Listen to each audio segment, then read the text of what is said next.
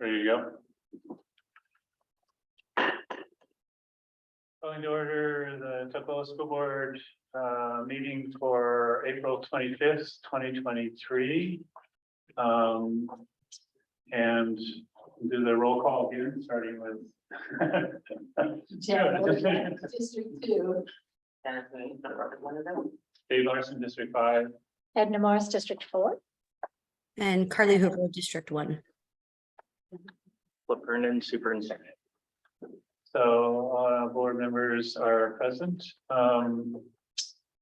Welcome to those online and in the room.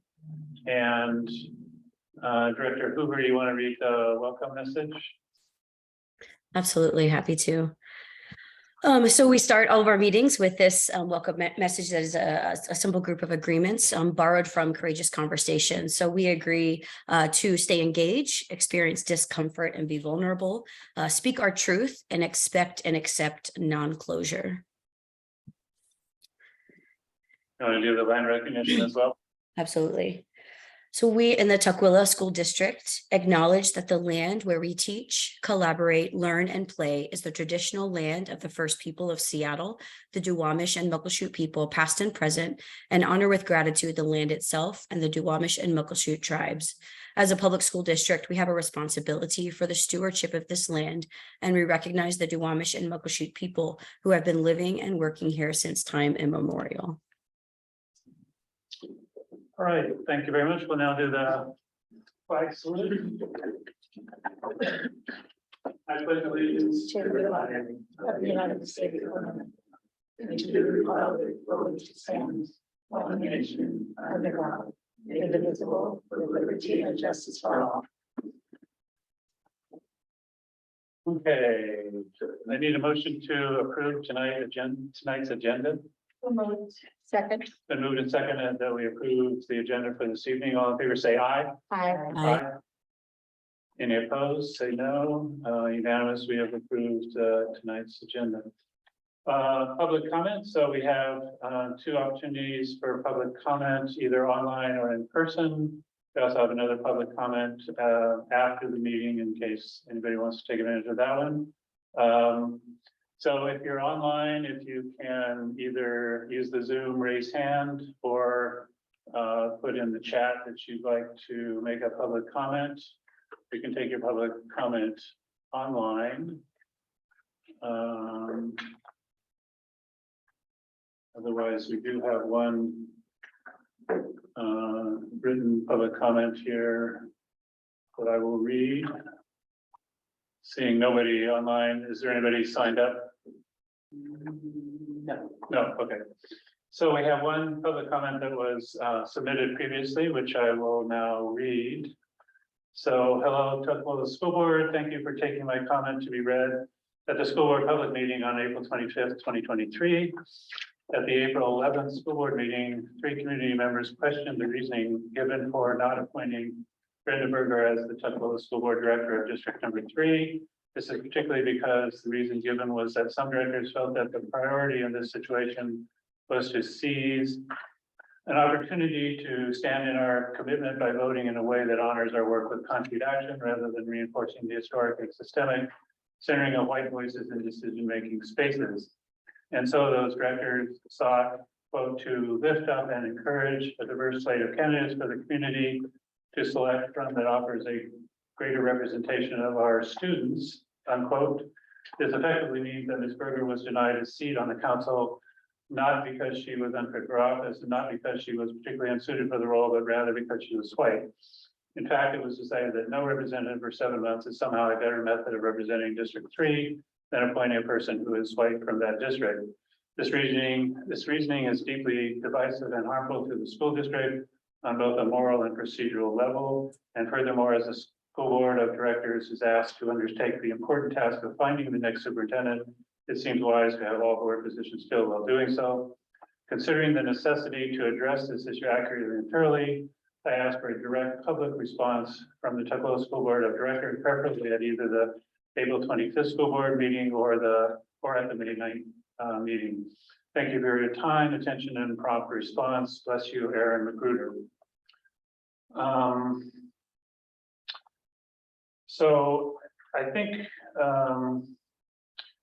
just, so I'm not sure everybody kind of understands where we are in the process on this, school board. I just wanted to review, what has happened, where we are in the process, so that everybody understands that.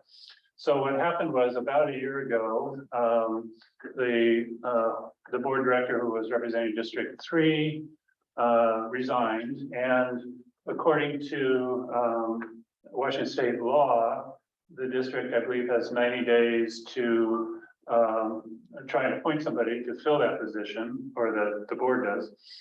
That 90 days expired without anybody applying after, making the appropriate public notices. And the position has remained unfilled until a few months ago, we put out, in the interim, we've had several campaigns, communications from the district to try and get people to apply for that position. We did get somebody, they came in, well, the first thing, I guess, at the end of 90 days, technically, according to the law, the responsibility for appointing somebody to that position moves to the Puget Sound Education Service District Board of Directors. The Puget Sound Education Service District is our local education service district that serves, I believe, King and Pierce County. Is that correct? Yeah.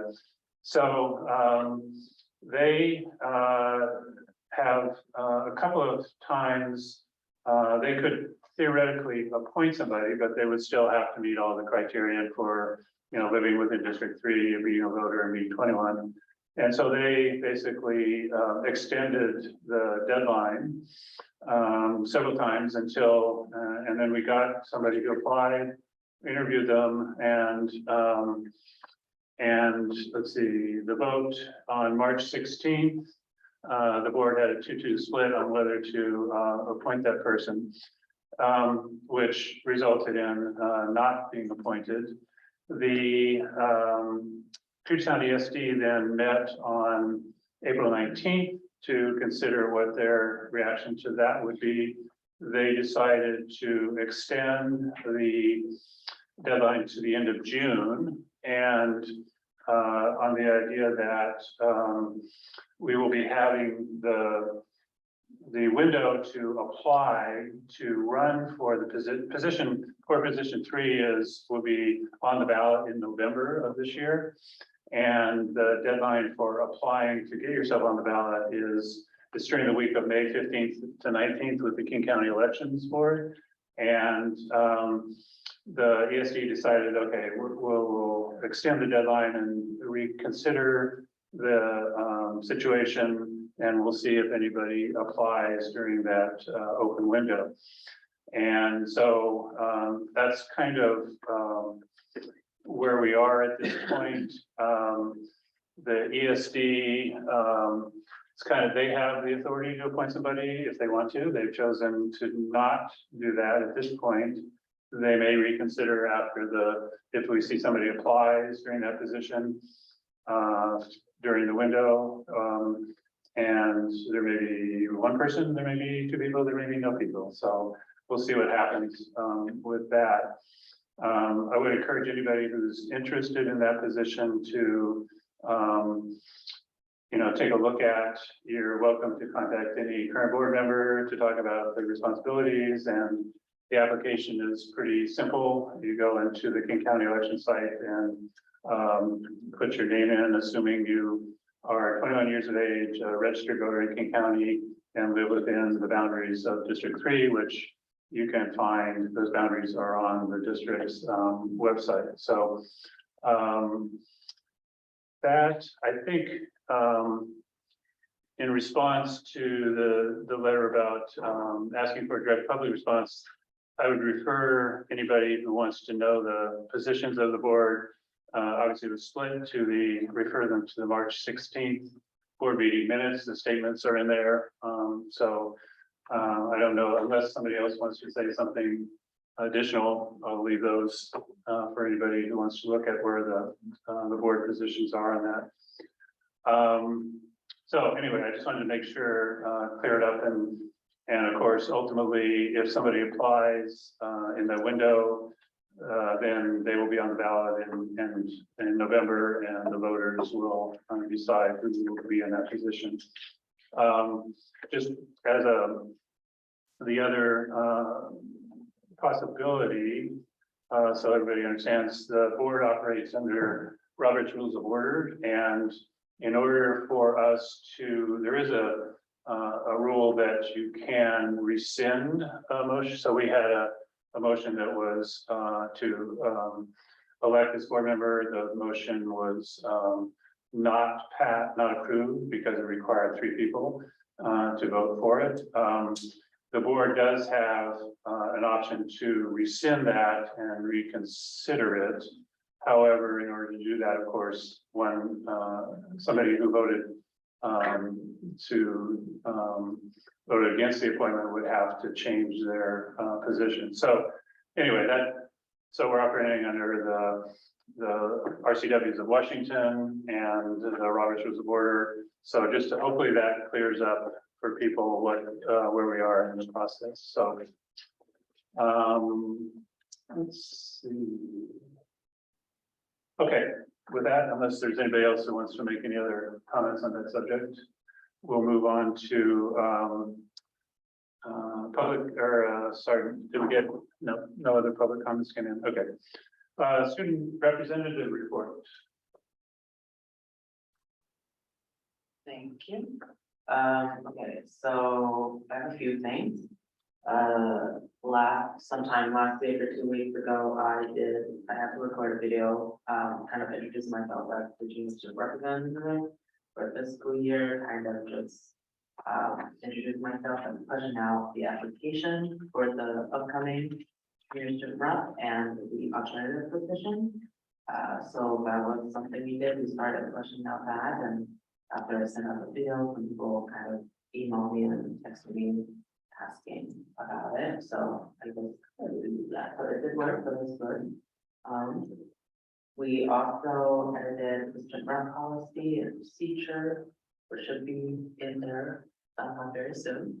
I'm not sure exactly when. And then my last item is the presentation that's on there. So I want to talk about, I mentioned it a few times before, but in place of, the yearly camp trip that we do with our fifth graders, the students can do that. So we're definitely wanting to find education days. There are 4 field trips, and we've had our first one last Friday. So next slide, please. So we had all of the fifth graders from all the 3 elementary schools come to Foster and kind of split them up, divided them equally into different groups, and then we had our high schoolers, 2 and 3, each group kind of left into different activities. So this one was just kind of like a simple field day just to get to know the students. So we did kind of community room games, and then we did like a name game, and then we taught them, since it is environmental science, we taught them the difference between abiotic and biotic components inside, different ecosystems.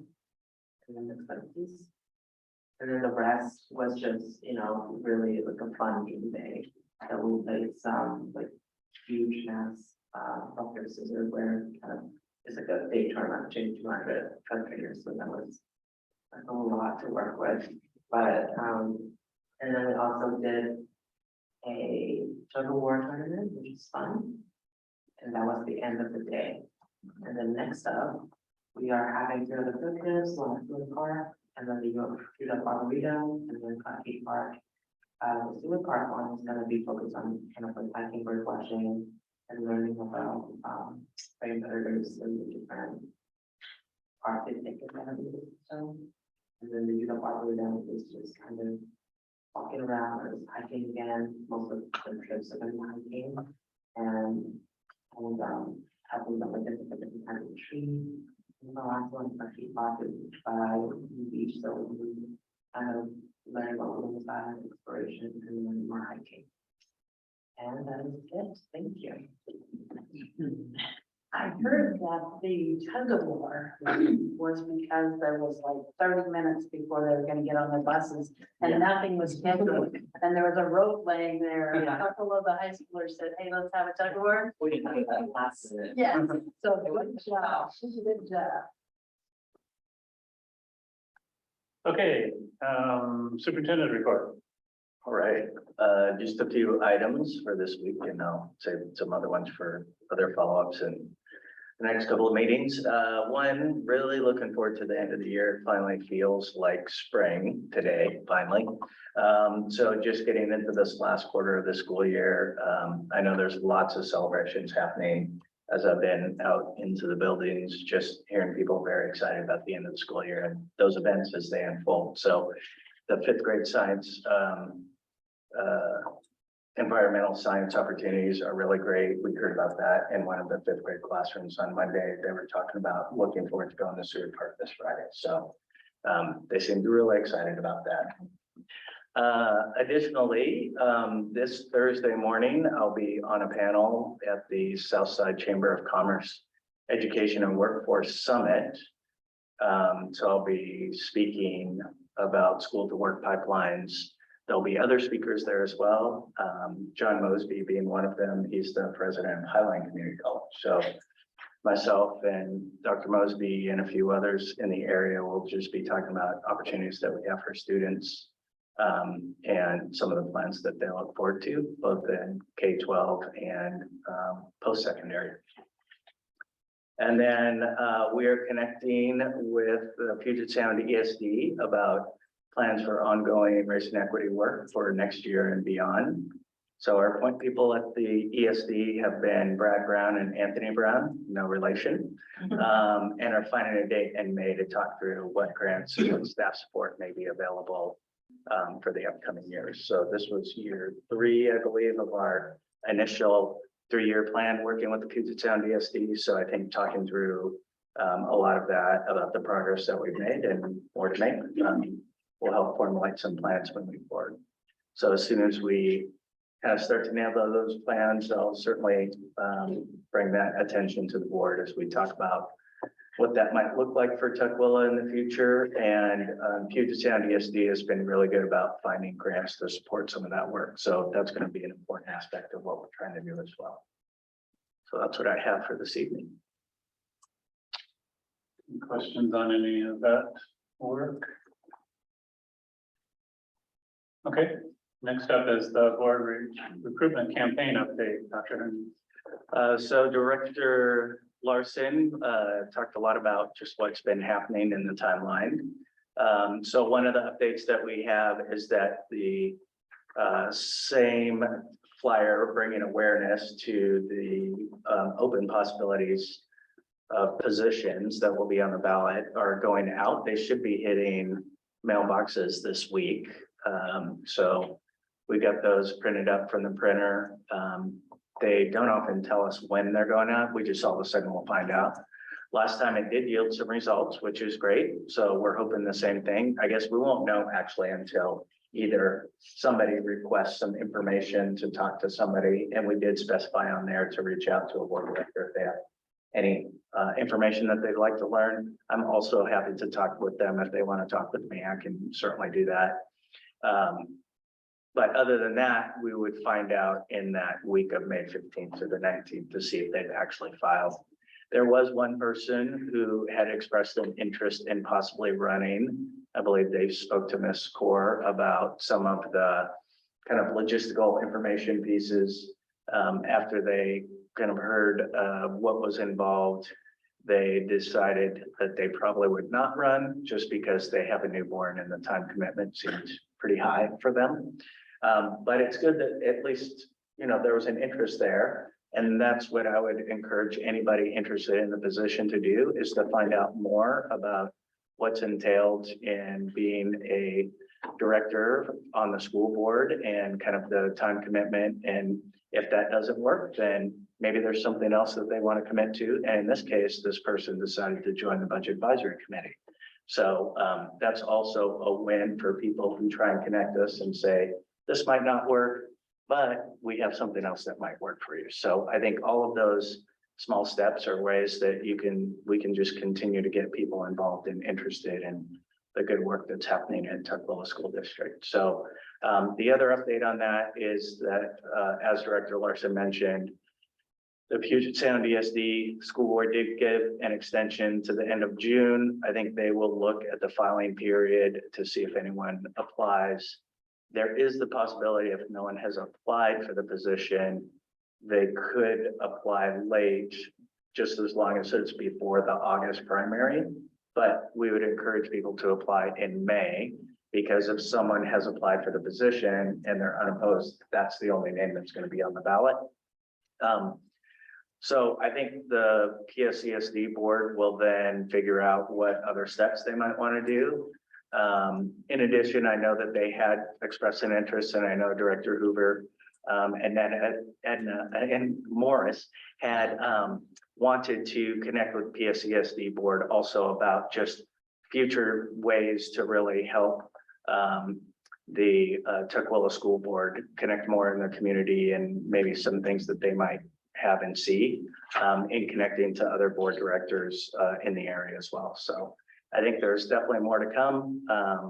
So I'm excited for the filing period, and I hope we get a good number of people who want to apply. So that's the hope. Any questions on that work? Okay, start with director's reports. Director Morris, you want to start? Sure. I'm very thankful for staff members who will reach out with information about their students. I understand 2 foster students won first and second place in the waste management art competition. And I'd like to have them come and share their artwork with the board some evening. Also, one of our Foster High School students was featured in the video that NC put out on climate change. We've been working on, That's Governor Inslee. what did I say? You just said Inslee. Oh, it's Just said- governor. Make sure it's Yeah. those who may not know. It's Yeah, Governor Inslee. yes, excuse me. We've been working on the survey for that new interim superintendent search, which should be coming out this week. And the staff appreciation event is coming up June 1st. I hope everybody will attend. That's it. Okay. Director Hoover, you want to? Sure, mine will be quite quick. As most folks know, I've been on leave, or some semblance of a leave, as I've been caring for my newborn as well. But of course, there's a lot going on in the district right now. So I've been able to kind of tap into some of the work as we're beginning our search for a superintendent, both an interim superintendent and then eventually a permanent superintendent. We'll talk a little bit more about that, but I've had the opportunity to meet with John Welch from the ESD, as well as Tim Garshaw from WASDA, and then a few other folks to just really kind of get a firm understanding of the pathway forward. So again, we'll talk a little bit more about that lately, but that's really been the work of the district that I've been doing in this last month. So thanks. Thank you. Director Bullish. Yeah, I've been busy welcoming new kids to the district. 5 new families in the last couple of weeks from Angola, Portuguese speaking. These are McKinney Bento kids, so Julie and Marianne, our McKinney Bento liaisons, are on top of that, even though their numbers are really high this year. Also got to go to the Cascade View Craft Fair. I'm working with the Cascade View Care team to find some assessments for some Spanish-speaking kids that are having learning disabilities and we don't have the capacity to do assessments on. Brought a couple of big wardrobe boxes and about 40 brand new pairs of men's shoes for prom for the high school. So they have clothing to choose from. And been in our schools promoting the Tukwila Pantry for food, resources for our families. And that has kept me busy. Okay, thank you. So I've been involved in the Budget Advisory Committee, which recently has been working through some of the priorities. This is a group of staff and I don't know, what do we have? Two community members, yeah, parents. And so we've been kind of looking through the board budget priority and kind of getting their take on what's important. And I think we'll come out with something at the end, but it's not too surprising. It's the race and equity work. It's the high quality staff, accreditation work, academic acceleration, dual language, AVID program, family engagements, student advisory stuff. So anyway, that's working through the getting a list, and that group comes out with recommendations to the superintendent to take into consideration when we're looking at the budget. So that's going on. I had the opportunity to give a presentation that I've been working on for a while on the state funding system and why it's inequitable and how it needs to be changed. I gave it to the Wausau Legislative Committee a few months ago, and as a result, somebody over in Spokane wanted me to give it to them. So I gave it to, it was kind of nice with, now that everybody understands Zoom, it's easy to do those presentations across the state. So that was pretty easy. So that was nice. There was a group of folks over in the Spokane public schools that were interested. So I got that in. I've also been, as I mentioned before, working with David Knight, who's a professor at the College of Education at the University of Washington. He came out with a new op-ed in the Seattle Times last Sunday on the whole funding issue. So he's building up, we're between the two of us and some other folks, we're trying to build up some more momentum for getting the funding system addressed, changed in the next legislative session. Actually, our student rep, Dennis, and I went down to WASDA, the School Directors Association regional meeting down in Auburn, was it last week, I guess. And this is a meeting of local school board directors, and one of the subjects they want to talk about was student reps on the board, which somebody gave me, can you bring a student rep? So I asked Dennis, he said, sure, let's come. And there was actually supposed to be a panel of student reps from other school districts, and we turned out and we got there, and it was just Dennis and I really went through, which is fine. So we had a good conversation. There were some questions from other school board members in the area about how it works and what we were doing. And it's pretty timely since we were just going through looking at our policies and procedures and what we were, so we talked about some of the changes that we made, and then so I got to talk about his work and what he was doing. And so anyway, that was a really good, it was interesting because it's at a brand new elementary school, Chinook Elementary, which the Auburn School District just built and completed, opened this year. So it was fun to get a quick tour of a brand new, spanking new elementary school. Let's see, I was, listening to a presentation from the League of Education Voters.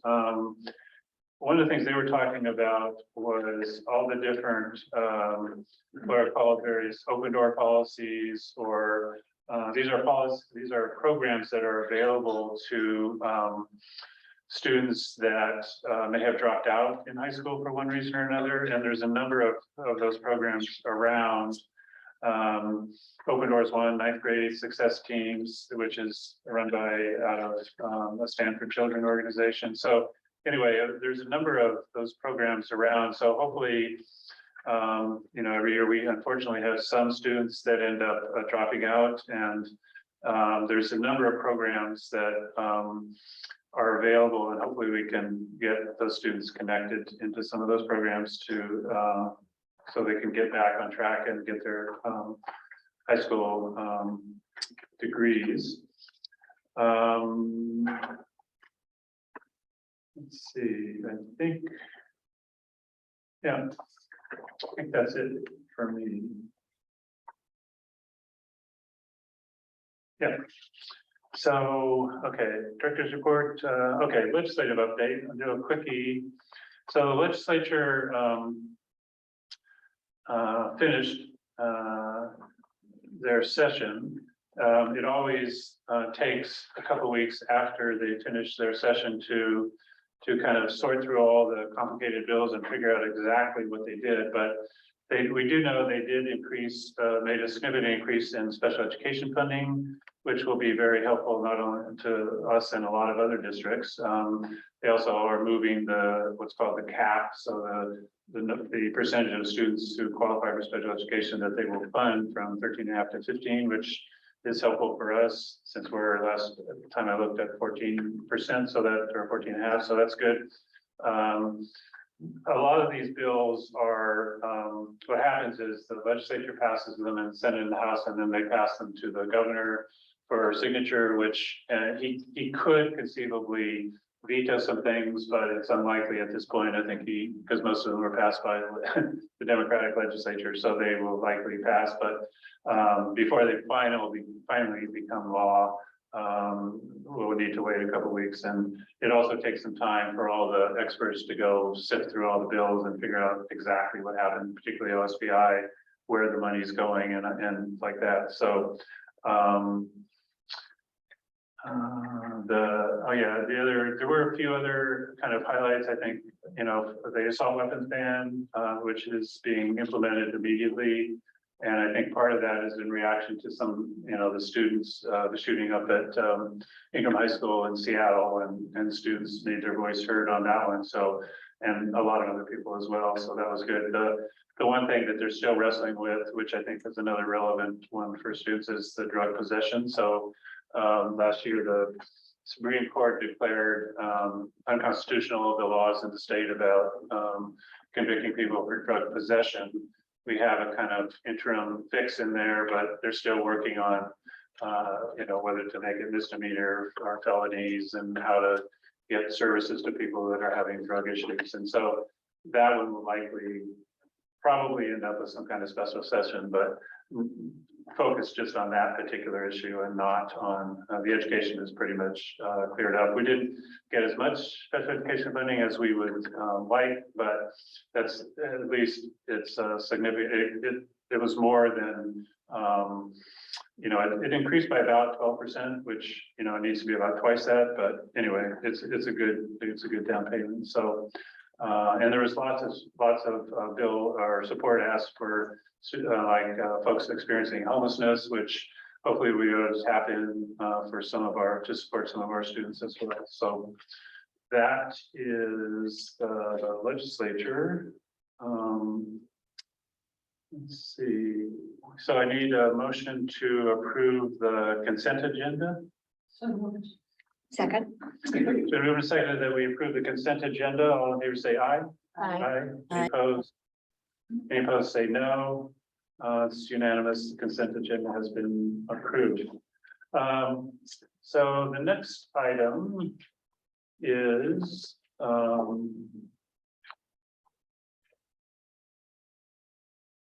the interim superintendent search update. And let's see, can we maybe start with either Director Morris or Director Hoover giving us a quick update on how your meeting went with John Welch? Yeah, definitely happy to provide that update. So we met with John Welch from the ESD as well as Tim Garshaw from WASDA to get some input and establish some levels of support that each entity may be able to offer along the way. So as shared previously with the school community, we as a school board have decided to partner with the ESD, and we've got an action later to officially move that forward. But we want to partner with the ESD to essentially narrow down and select the best interim superintendent for Tukwila. What this will do is this will allow us to have some stability, keeping our district operating while we really begin the larger effort to find our next permanent superintendent. So, and as everyone is aware, we discussed already, there's a November election coming up soon. And after that election, our school board's going to look quite different. We have already two board members who are not running again. So this timeline would actually allow those newly elected school board members to the opportunity to work side by side with that interim superintendent to find the best fit for the years ahead in Tukwila. The reality is Tukwila deserves someone great. Right. We all know that Tukwila deserves someone great. Our students, our staff, our community, the future generations of Tukwila students deserve a process that's intentional, thoughtful, informed, and collaborative with the district community. And so that is really kind of the biggest reason why we're choosing to go with an interim, right? To provide us those things and to find the best person with community input. So we have put together a timeline, draft timeline for the interim search that we, again, John Welch provided input on this, and we all agreed that this timeline is reasonable. So what support will look like from the ESD is that we are going to, and you see the timeline in front of you, we've got a survey that's going to go out to staff really in the morning that does say today's date, but we wanted to, and Director Morris and I, met with Ms. Marting and Ms. Core today to finalize that survey, but we did want to bring it to the rest of the board just to get input before we do send it out, because the more eyes the better, to get it as close as we can. So that'll go out in the morning, and then once we have the data, once we have the information that we need, as best as we can from the community, from our special session, which I'll talk about in a second, because I'm hoping we might could schedule one additional session with just the board, but we will provide all of that information to Dr. Welch, and then he will take that, and he has already started to work on creating a list of superintendent candidates. And one of the things that actually brought me a lot of excitement and hope is that in that meeting, he was sharing that there's a lot of energy. He's hearing a lot of energy and excitement about the opportunity here in Tukwila. And so folks are excited about the possibility, not just of the potential interim opportunities, but permanent opportunities as well. So I got the understanding from him that we're going to have a robust pool of great candidates that we can really narrow down the one that, again, that's going to be the best fit for this interim, which is this next 12 months, and then beyond that time. So that those are kind of the biggest highlights, and you can again see the rest of that timeline there. Director Morris, is there anything big? Oh, sorry, there is one. So the special session. So I would like to recommend that the board, I know at our last session, we, kind of started to talk a little bit about, what we wanted to see potentially, or what we felt like we really needed out of an interim superintendent. And at the same time, there was, I think, some differing opinions, I think, on the role of an interim. And so I would like to give us the opportunity, and I guess it could be right now, but I think a special session might be more appropriate, to just really kind of dig into that a little bit more. And, whether we get to consensus as a board or not, I would like us to just have a little bit more of a shared understanding about really what we are hoping for the interim role itself. And then, which of course is slightly separate from the characteristics and all of, the profile, I guess, to some degree, of what we're hoping for out of that interim candidate. So that was something that I think John was hoping for as well, just a little bit of insight, because that would help support that finding the best candidate list to present to us as well. So Director Morris, is there anything that I missed, or? The TEA has offered their assistance in anything, and I think maybe collating this information that we get from our surveys would be beneficial for them to assist us with that. That would be great if somebody from that era or that realm could help us out. That would be great, because it's a pretty tight timeline.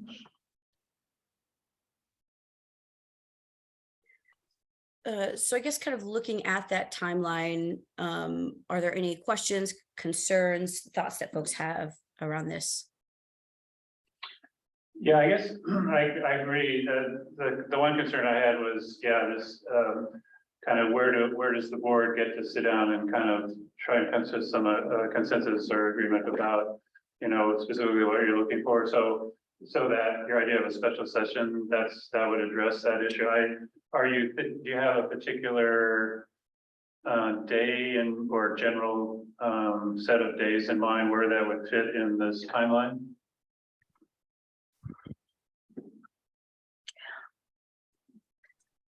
I wonder, it could potentially go, I think it would depend if we want to do it kind of as in response to the listening session or kind of prior to the listening session, and then kind of, I guess, I don't know.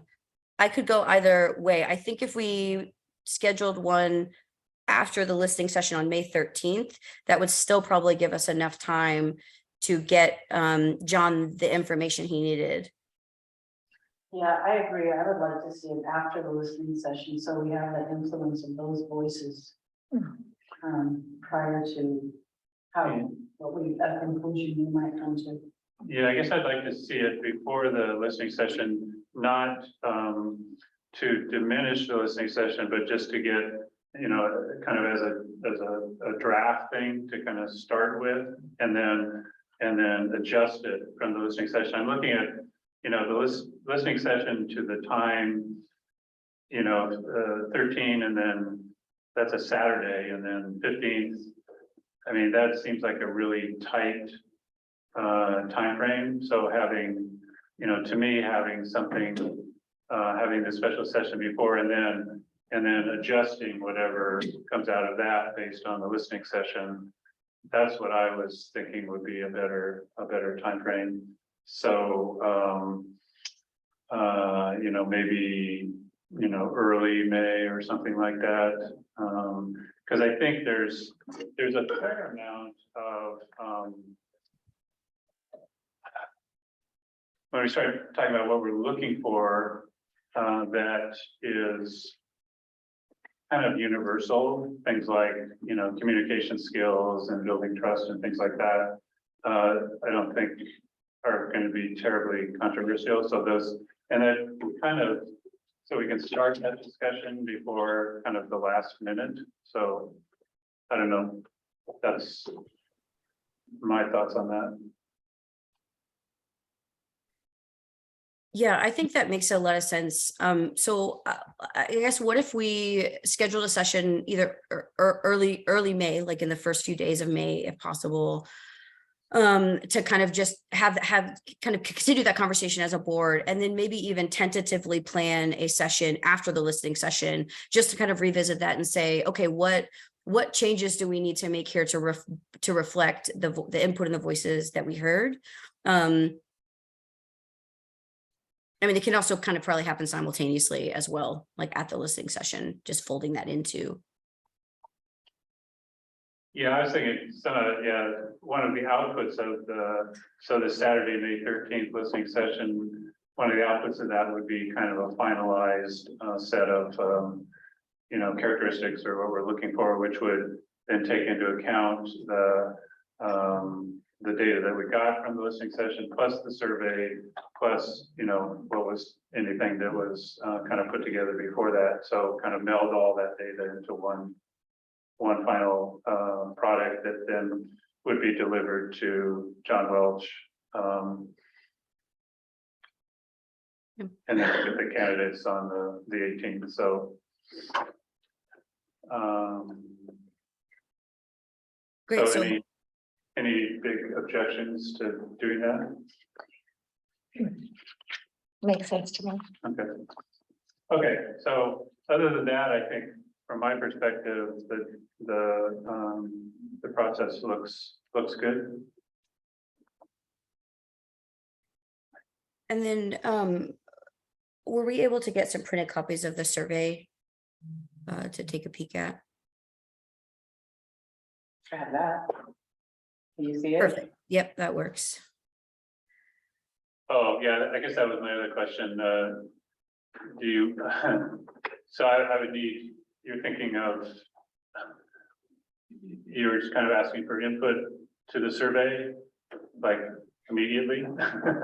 Well, so we've already, so Ms. Martin worked and put kind of the initial draft survey together this morning. Director Morris and I met, and we made some adaptations. So I think this is kind of like, yeah, kind of the hope for just extra eyeballs. And if there's anything that kind of feels like it's, really needs to be added or taken away, before it gets sent out. And if you feel like you'd like a little bit more time, that's also okay. I feel like if we get it out tomorrow afternoon, that would also probably be okay. Okay, yeah, I just feel like I would need, at least an hour to just look through it and then provide any input. So, yeah, Oh, pretty much. okay. Okay. So, I guess we'll have a special meeting sometime early May for maybe an hour or two. And that's a public meeting.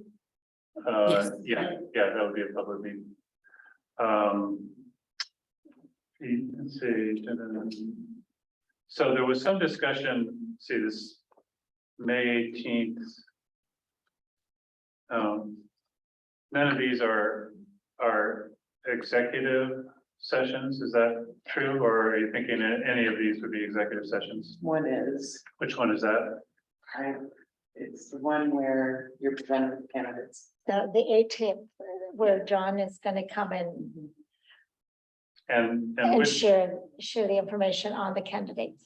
and which law, I mean, which executive session? He was checking into that, Okay, I asked the same thing. yeah, okay. and he was checking into that. Okay, I think there's one related to qualifications of candidates for a public office, Yeah. something. Yeah. I assume, but we just gotta make sure we're straight on which one it is and it, Absolutely. okay. Because, yeah, that's also, there's a little bit of an issue with confidentiality at that point for the candidates. They may, at that point, they may or may not want to let that be public. Absolutely. And so, okay, all right, that's the only other issue, okay. So we'll deal with that, and we'll get the meeting for early May, Yeah. and then we'll, Deb, and then, will you put me one also? and then, okay, so feedback on the survey by, say, tomorrow noon or something like that. And then, okay. Everybody, you okay with that, Director Fullerton? Okay. All right. Is there any other issues, Director Hoover, or are we good to go? I believe so. Okay.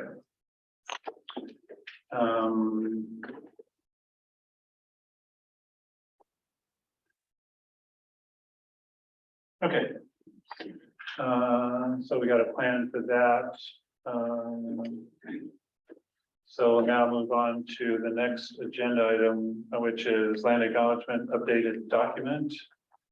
You want to say a few words about that, Director Belichick? Sure, I took on the task of, putting together the document we've been using as our land acknowledgement plan, the potential to use some of the, documents that we have used with our wisdom folks. And so I did that, the only, changes that really happened between the two documents are, I added the words work alongside. The Lomish Muckleshoot people in that first paragraph. And I added a paragraph or a sentence at the end to kind of close the thought. So, if you wanted to change any of that, or especially the ones the editorial comments I made, that's fine. I would just move that this become our official opening statement going forward. Let's see. Okay. We can, yeah, so Director Belichick has moved that we make this statement, we use this as our land recognition statement. Is there a second? Second. Okay, so moved and seconded. Any discussion or any wording changes that anybody would like to make or?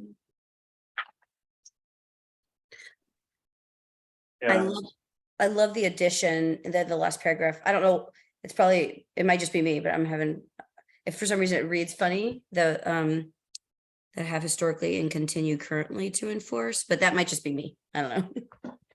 If it reads fine to everyone else. I love the intent and the sentiment. Yeah, if there's a way to wordsmith it, so it reads better, that's fine, that's not my skill. My skill is in the thought, not in words. I would just remove the word currently. What? Just remove the word currently. yeah, that have historically and continue to enforce. Yeah, that's fine. That makes sense. Okay. Let's see, by Robert's Rules of Order, do we want to just, you want to make an amendment to your motion to just make that one word change? You can just make that as a- Okay. amendment. Okay, yeah. Okay. Is there any other discussion? Okay, it's been moved and seconded that we approve this as our land refuge statement with the removal of the word currently in the last sentence. All in favor, say aye. Aye. Aye. Any opposed, say no. It's approved unanimously. Okay. Questions only presentations. Are there any questions on the financial forecast? Which hasn't changed for a couple months now. Okay. Any questions on the enrollment report for April? Good news is it's moving up. Yay. Okay. Questions on the monthly budget status report? So I just have one question. So one of the things that I'm kind of watching as we go in is just have a page number. It's the general fund balance, that one. So we're in a position now where we're going to need to be watching, one of the things that the state watches in terms of financial goodness for a school district is, your expenditure to revenue ratio. So if you're spending more than you're taking in, which we've gotten into that a little bit of the problem. And so I noticed, for the year, we're still, overspending now in the month of, see, this is for when? This is for March? Yeah, March. That I see particularly for March, we're underspending the revenue for that. I don't, is that, I know a lot of these financial numbers can be up and down depending on what's going on in the month and hour. But is this a trend that you could see us continuing for the rest of the year, or? So we are going to start seeing an increase in April. And I've been putting that on the Increase in report, meaning our fund balance will be in a positive. Okay, so revenues will be, yeah, partly because of the tax collections. But negative isn't necessarily uncommon, right? Because some months we expect more right. than the revenue, so. No, but I'm saying this month, it's actually on the good side because we're spending less. And so I'm just wondering if if that trend can continue, then we can start to eat away at the year to date. Yeah, okay. So to the degree that you can foresee the future months continuing to underspend our revenue, then that's a good thing. Correct. And there may be some months where we're paying a good chunk of invoices, because again, we're still. Yeah, that's what I'm wondering about. So I know that the month of April, we paid a pretty good chunk, but we also have our property taxes that we're. Do, yeah, right. that we're able to Right. And, get caught up from that standpoint. we Yeah. can Have a cushion to work with. Yeah, okay. So I have a kind of a random question here. I'm not. When we receive expenses, and you report that those were expenses from last year, how long do people have to ask for reimbursements? Like the hotspot thing. So that was for last year's hotspot? Yeah, so that one was a very interesting one. So we were awarded about $138,000 for the EFC fund, and we contracted with AT&T. The problem was that AT&T was not honoring the dollar amount that they said that they were going to charge us for the hotspots. And so what we did is we waited until we got our credits. Just because it was federally funded and it was just easier to just wait until we got our credits. And so they finally credited our account, and then we will be getting our reimbursement from ECF to reimburse us for those dollars. So it's a wash. Okay, But in that case, that's just because it took them so long to fix the billing. okay, so usually it's not, usually we're paying for this year's educational costs this year. About 95% of the Okay, time. all We right, do have some stragglers where some things get missed, but our goal is to always pay it in the year that it happens. okay, thank For you. those expenses. Thank you.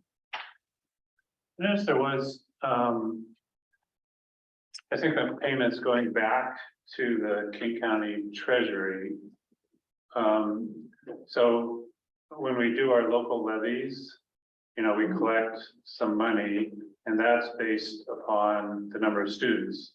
So if the number of students go down, do we have, and we've taken maybe more than that number of students would justify, do we end up, is that why we end up sometimes Sometimes with the rollback, going to the rollback? Okay, that's fine. but luckily we were, what's the word that I want to use? We were, it's not grandfathered, can't think of the word, but we were, allotted to stay at the higher enrollment number for the last couple of years for our. Right, oh, yeah, But I yeah, can't, for some reason, I can't think of the word. But this year. Hold harmless. no, hold yeah, harmless. yeah, okay. All right. Okay. No other questions on the budget dashboard? We have the highly capable program. They have questions on the highly capable program. So I remember had a Google program, I was talking a lot about that. And then they went through the numbers, and we saw that there's proportionally a lot less Black and brown students in the high school programs, specifically Latinx. I know we were talking about that, and that is already been rolled out. So I think moving forward, we should next year, after we kind of got the data for this year, kind of examine that. How we're placing kids into the program to make sure that, you know, we're doing it equitably. And so because the just proportionality is there, especially over the concept learning. Like I remember we had 2 kids over like the entirety of the district, so that's obviously very concerning. But the question that I do have is related to the I already about the fourth for math and reading. We see that as we kind of move on to like 5th grade, so the 5th to the middle school level, the high cap program students kind of start to fall in the performance, and they start to get 1 grade below, 2 grades below.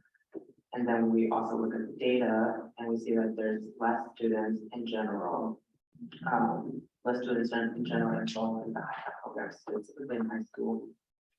It alters like a lot. So my question is like, how are we kind of adjusting after the elementary school level? We have some place in the high school program, and then moving on to middle school and high school. How are we ensuring that we keep up with these students and make sure that they're kind of staying on track and make sure that, you know, they're performing to the best of their abilities?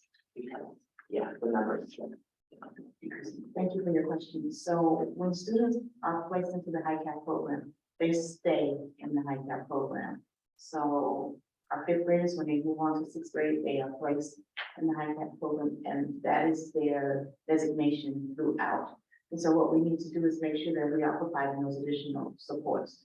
We have students who are in the HiCap program, and then we have students who are on the AVID track as well.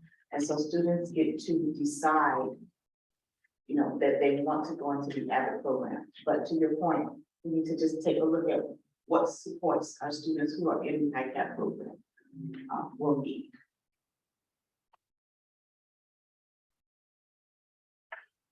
Yeah, to kind of piggyback off this question, so. There's kind of, this report was a little confused because there's kind of two things going on here. There's identification of HiCap students. And then there's services provided to them. And so my understanding is correct, is that we're in the elementary school, we're using the cluster model.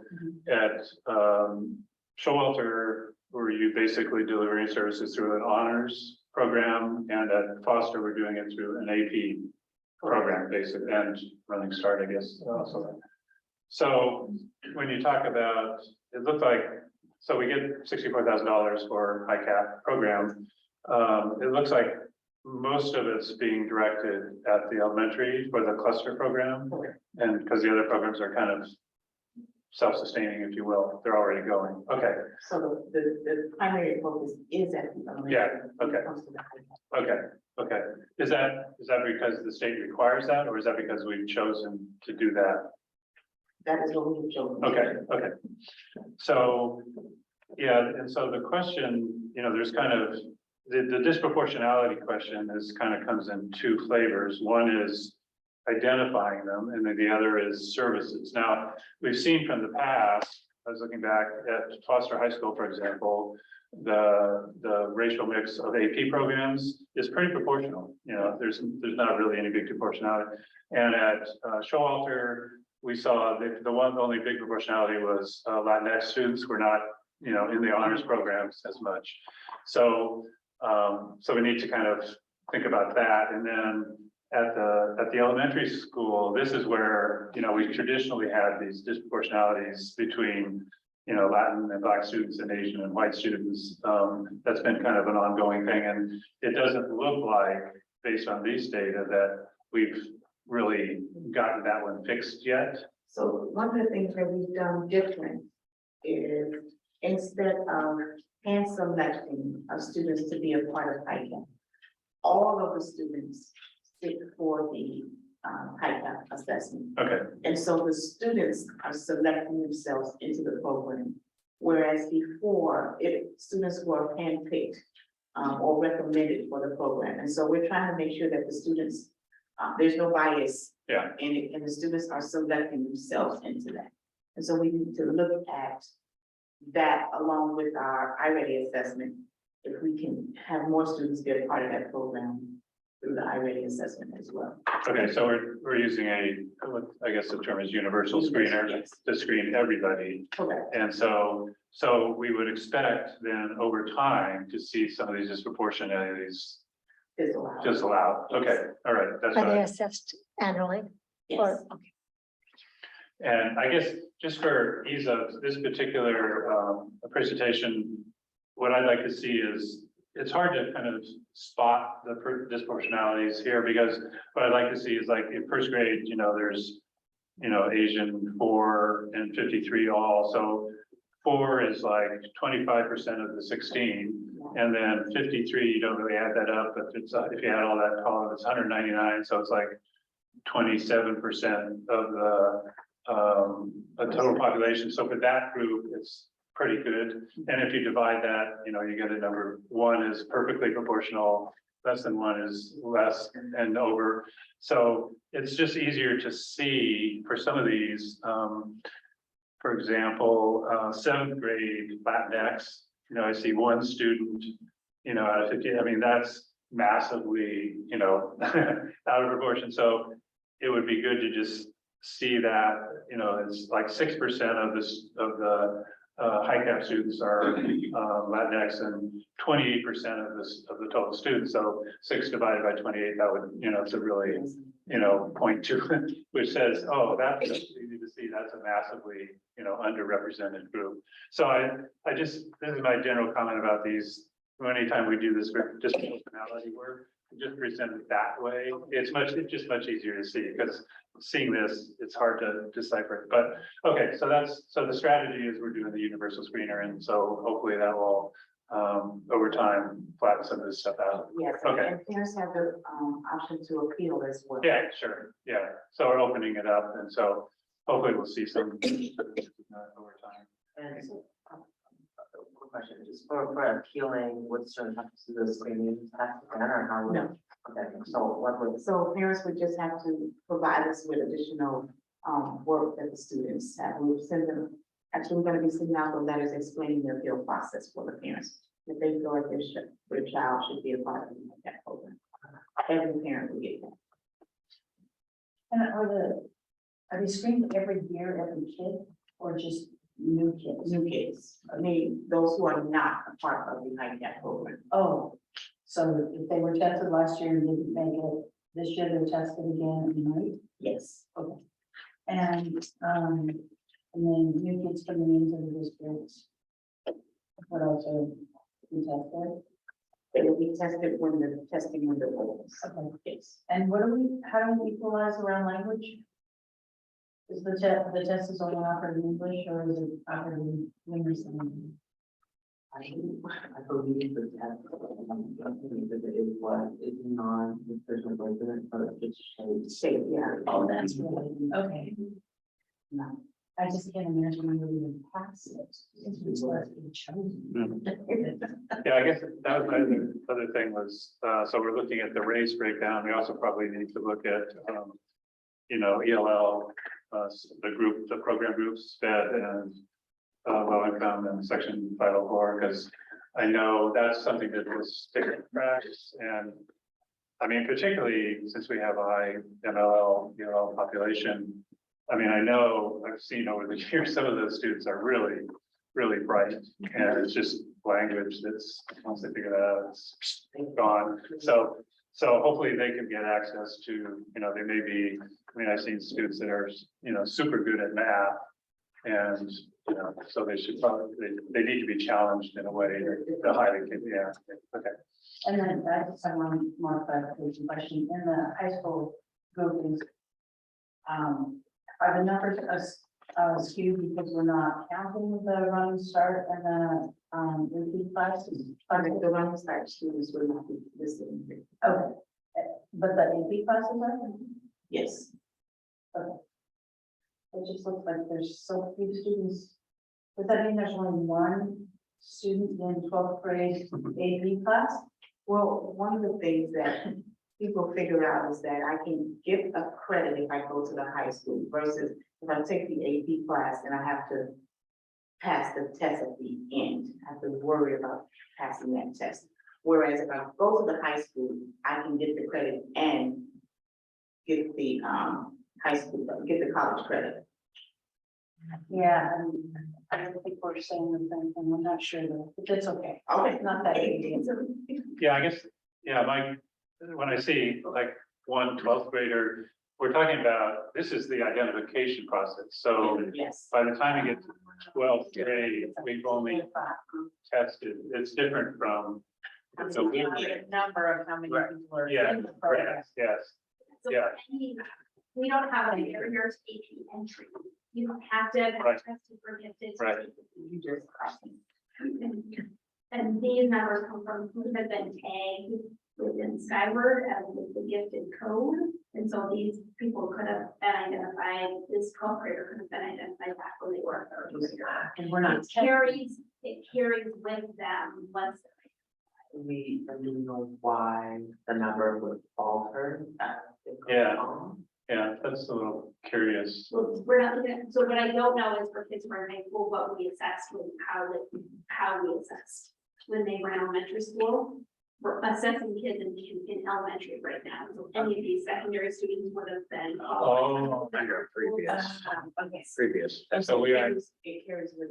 right, but we aren't, We expect to see changes every year by the grade level, but this is just our second year using this non-verbal assessment. but we aren't testing really any new high school students when they Or come in. middle school. Okay, that's why. So maybe we don't That's need why I that thought, far to be yeah. a part of the report. Yeah. We're just testing grades 1 through, or 1 through 5, K through 5? K through 4. K through 4, Graders yeah. are moving on. Okay. Okay, and so that's why the numbers So these drop. other grade levels really are important for us to understand. Just so that you have visibility on those who have qualified. Okay, But if we look at third grade ICAP, that doesn't include the ones that tested in the ICAP when they were in second grade. No, it does. Okay. This includes every third grader who meets the gifted TABE. Remember, the students we've assessed this year, we haven't yet identified, so they're not in this. Okay. Okay. Yeah, I think a little description about that would be helpful in combination with this chart, so we kind of have, because I was a little concerned, yeah, to go down. Well, there's a reason for that, okay. Yeah, thank Okay. you. Okay, WISA, Washington School Improvement Framework, I think I got that right. And, report.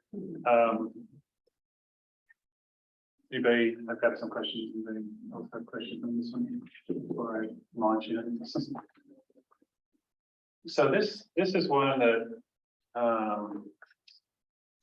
years ago, I was kind of involved in some of this work, and it's become kind of massively complicated. I mean, do you understand? I would actually like to, not at this meeting, but sit down with either you or Shelby or somebody who understands, because it's, when I look at it, to me, it's based, I mean, I like that there's money coming with it, but it's basically just allocating, I mean, so much of it is based on the testing proficiency. Now, high school is a little different because its graduation rate is a big part of it. But most of it's just proficiency in reading and math. And so that we know that's just a proxy for income levels. And so if all they're doing is attempting to allocate money to the higher poverty schools, why don't they just do that in LAP? And now I asked that question of Dr. Gumstead, last time we were up at Cascade View, and she said, well, I like this program a little more than LAP, my LAP High Poverty or LAP money, because it gives her more flexibility. And so I'm curious, because I want to potentially do some advocacy on this with the legislature, but what is it that this program provides more? Because this, like I said, this is just massively complex, way beyond, I think, what it should be. Yeah. And so, it baffles me why, Showalter kind of qualified under what they call tier 2, whatever that means, and then didn't get any money. So I don't know, this may be a schedule meeting and, to talk about it, but do you have any insights into, first of all, should we kind of advocate to make LAP money, because LAP money is a lot more, should we advocate to make that more flexible? Sure. And what is it about this OSSI money that, Dr. Grumstead said, I really like that because it gives me more flexibility. Do you know what the? No, I don't. Okay. Yeah. I heard the word flexibility was the difference in our conversations. Okay. Myself and Dr. Prince, Yeah. it was just along the lines between the federal allocation that she wants to have for OSSI versus the state. The federal was a lot more restrictive, but I have no idea what's the difference between the state OSSI and the LAP. Okay, yeah, because I noticed in the sheet here, it says for next year, Cascade View is getting 31,000 state, Thorndike is getting 50,000 federal. So, I don't understand. Yeah, I need to kind of understand better it's not, I mean, it's not an inconsequential amount of money. I mean, they can do some good things. It's not anywhere near what we need, but if it's, it just seems to me that we could eliminate all this massive complexity if we just did it into lap and had.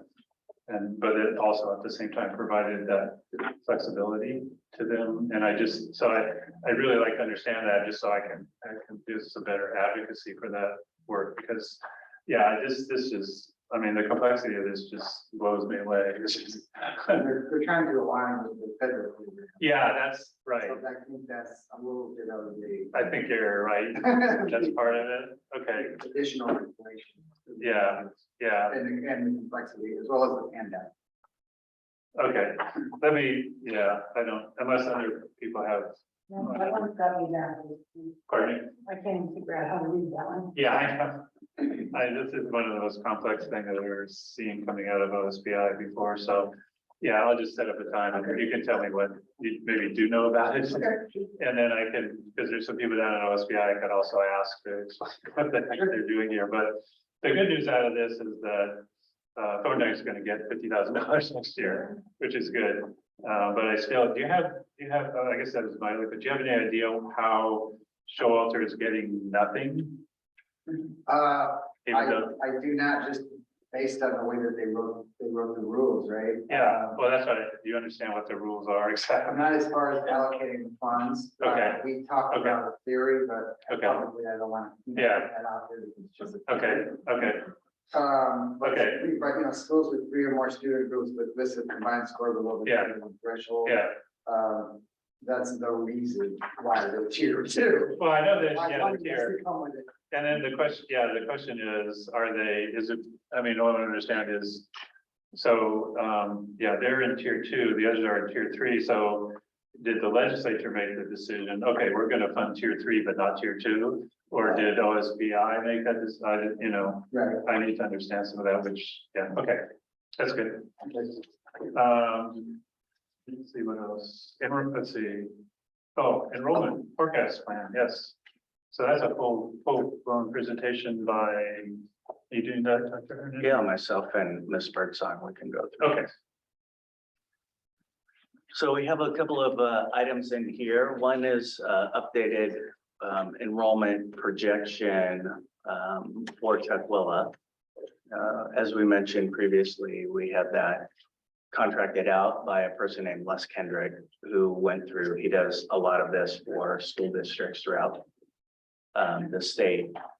And what he'll do is take in several varying factors and then he will plot out, you can see a couple of the charts. He's got more that are in there, but he'll give things like the enrollment over time. And then other factors like birth rates that are in the county, of course, which can be a little bit of a challenge because just because person is born at a particular hospital that might be within your school district doesn't mean they live there. But there's a general trend that most demographers will look at to say, of all the births that have been happening, a percentage of those births then enroll in public schools 5 years later. So in general, they're just looking at what the birth rates are looking like and then the enrollments in kindergarten. And then so they'll make some generalities about that.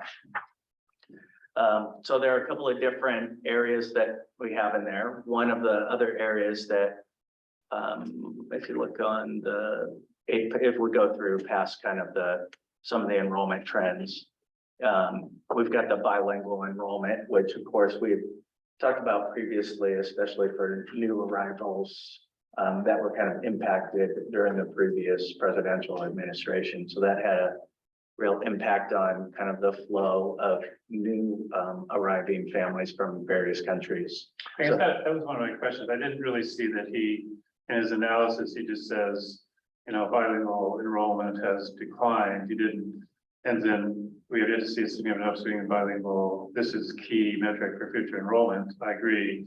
He didn't really call that out. The fact that Trump shut down the immigration is probably a pretty big issue. And so the fact that we're, now got an administration with a different view on immigration, yes, affected by the pandemic, but You know, I think that's, if he didn't take that into analysis, he didn't seem to take that into his analysis, so he may be, I don't know, the other problem is, you know, that our areas become more expensive, so one of the attractive things about the reason we got so many new immigrants was there was some, you know, low-cost housing that people could go.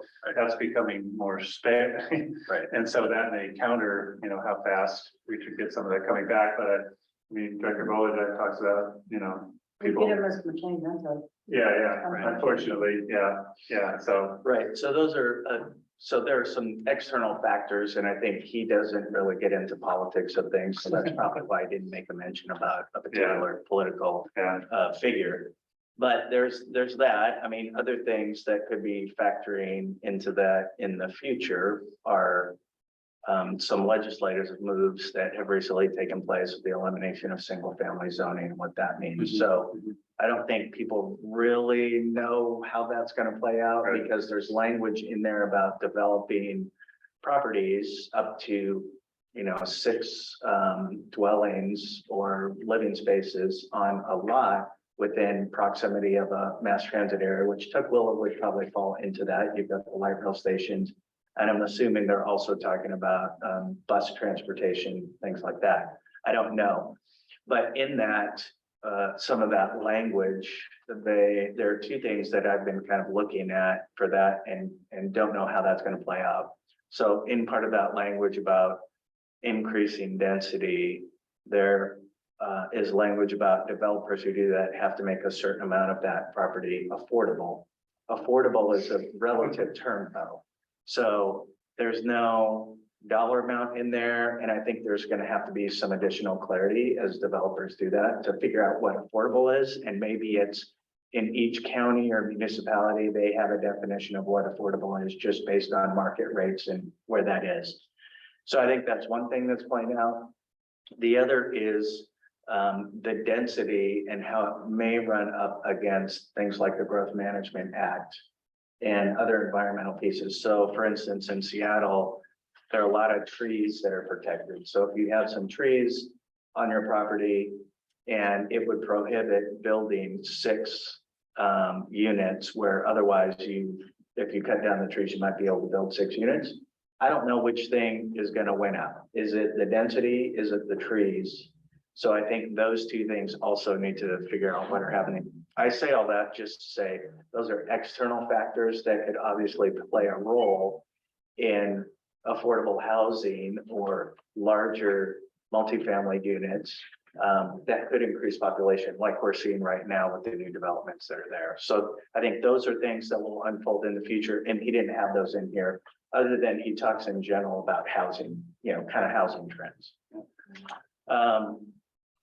The other areas you can see, so that's kind of an executive summary of his report. There's a more complete report. We'll pass that along to people. We can put it on our website so everybody can see his full report on what he has in there.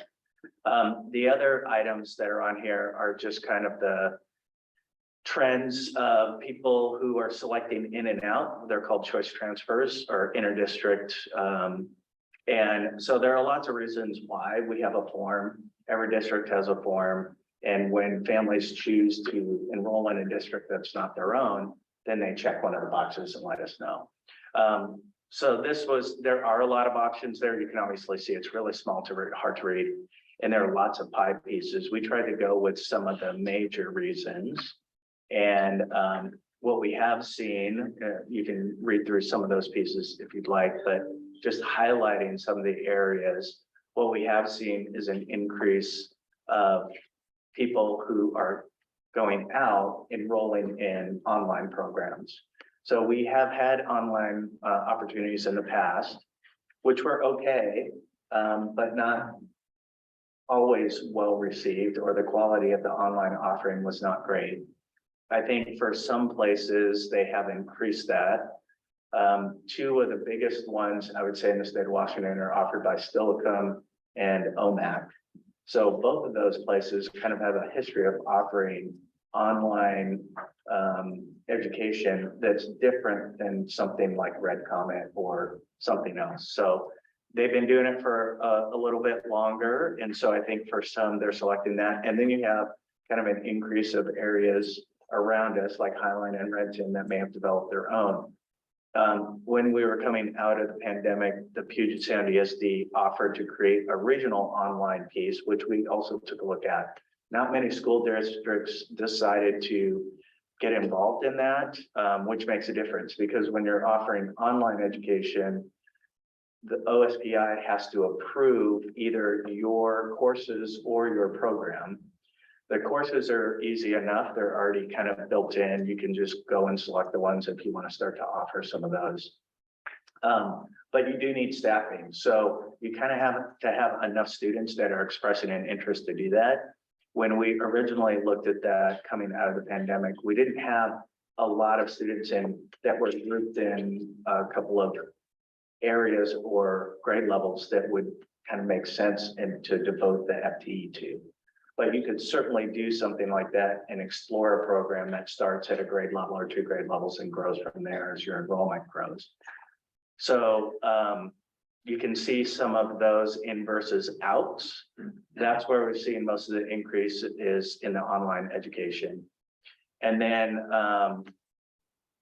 for us, residency changes, you can see that over time. That's slide 23. That looks at the residency changes that have happened on online enrolling.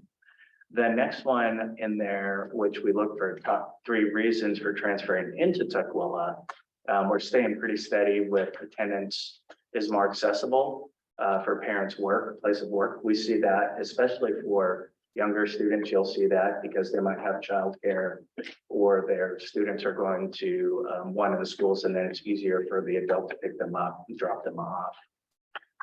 And we've also seen kind of it go up and down around the students' financial education, safety, health and conditions. That's a general term, basically saying sometimes students may have an issue. It could be that they've been involved in some discipline issues or they're having some challenges with other students. And so parents feel like they want to look for something different. And if we look at that, actually for the transferring out, we've seen that as a reason for transferring out, continuing to kind of go down over time. It had been higher during 1920. So it's been on kind of a decline that we've seen there, which is good as far as a percentage, but things that we can always improve upon. And then you can see the private school enrollment. I know there's been conversation about private school enrollment and how it's increased over time. You can see from 2018 to 2021, there definitely has been, this slide is just about King County. So there has been an increase, but part of that is not because of the capacity with existing private schools. As you can see, it stays pretty steady. Most private schools don't do things like bring in more portables. They kind of count on their steady enrollment. But coming out of the pandemic over the last few years, what that increase in private school enrollment has resulted from is just more private schools. There have been more private schools that have been established. And so that's some of the impact of enrollment overall. So you can see this is a general trend for King County. The other thing, private schools, they can say, no, thank you. Right, they can say no. And generally, their special education population is not very high. And private schools, this is not enrollment in charter schools. So charter schools are public schools. That's kind of a different issue. And what you might see for charter schools are increases in close proximity to them. So for us, impact is definitely have an impact on us. But the vast majority of their students are actually from Highline School District, less from Tukwila. And it's difficult to know which students, we certainly have had students who've left Tukwila Public Schools to go to Impact, but they could also be enrolling students who were never in Tukwila schools or even in Highline schools. They could have been in private schools or they could have been homeschooled, and then they just chose to enroll in a school there. I think we've also had some students come back. Correct. Come back. Right. Back. Right. So there's a pretty big article on KUOW from Ann Dornfeld about the turnover that they have both in staff and students. And so, you know, it can be impactful. I know they're trying to offer something that will be helpful to the community, and some people definitely take advantage of that. So I guess my question is, I'm interested in the Yeah, the online program, which for 22-23 kind of spiked, a significant increase. Number one, I was thinking, how much of that is kind of a temporary, I know there was in reaction to the pandemic, there's a good chunk of reaction, okay, let's go online because it's safer. Right. So how much of that is going to be a trend that's going to slowly come back? Because I think some of our local districts have actually, they had big expansive online things and they've kind of shrunk them a little bit. Right. So I don't know how much it is that. And then the other part of it would be to kind of dissect, is there something that we could do, in terms of a hybrid? I don't know what the exact attraction, is it predominantly just, health related? I suspect probably not. I suspect some students maybe more, Convenience. Yeah. Convenience. different things. Yeah. School shootings also. Yeah. Or how much of it is there really much of it at all that we could impact by being creative in how we do courses? And I don't know, may not be. Yeah, so again, I think something, because we know that's an area that has increased for students to enroll in, I think it's worthwhile exploring what are some options that might be attractive. And so that's why I would encourage looking at something that's kind of unique and that you could grow to see what the response to that might be. My suggestion, just kind of getting into some of the, options and actions on 26, is looking at something. I was talking to Dr. Borsche and Dr. Dino just about this. We're starting our dual language program at Cascade View, and I'm not aware really of any dual language online programs. That could be something that could be attractive, maybe, I don't know. And you wouldn't know unless maybe you get a sampling from students or families to decide that. I know our dual language program is attractive to the families who have signed up because we have a waiting list. And historically, I think in-person dual language programs are very attractive. They typically have wait lists to them in most districts. I don't know if we could get that same thing from an online program. It's possible, something that extends beyond that, or maybe you just look for that in kind of a smaller grade band instead of trying to do everything K-12. So that's certainly a possibility. We've talked about college and the high school. We do know we've seen an increase in Running Start students, but there's a variety of reasons why students choose Running Start. Sometimes it's the ease of the schedule.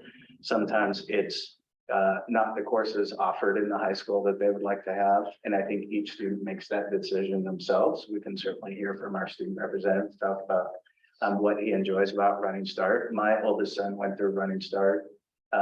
It wasn't a great experience for him, just because I think he was not quite ready for it, because you're really in college. Like, there's nobody calling home to say you didn't show up in class. So it's a different kind of responsibility, but I think it could be a good option to offer college in the high school at Foster, because that might be attractive for some of the students looking for that. And it could bring down the numbers in Running Start. Additional CTE classes. I know Mr. Baker's been working on that quite a bit. And I think the more we have for that available, I think that's hopefully going to continue to keep people very attracted to staying in the schools.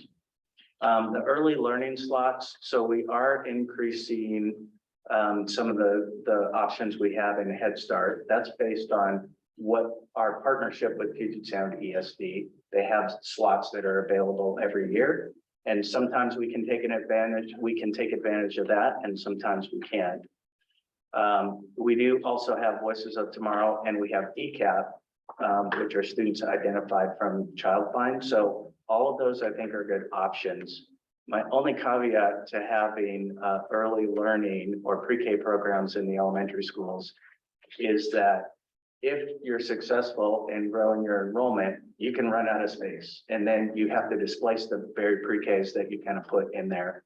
So I think having the connections to the community preschools also is really important for the enrollment piece, to make them aware of when the enrollment things are happening, have enrollment packages ready to go for those students, and really just try and connect. I remember being an elementary principal, and would connect with a couple of the local pre-Ks and have them come over for, they'd walk over to the school, have a little open house or something just to see it and get them comfortable. So that's certainly something that you could do.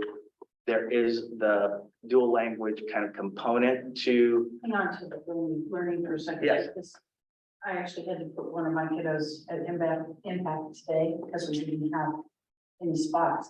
And my understanding is even though we're trying to expand it, because our part day sessions have to go full day, we're actually gonna lose spots. Is that true? I'll have Dr.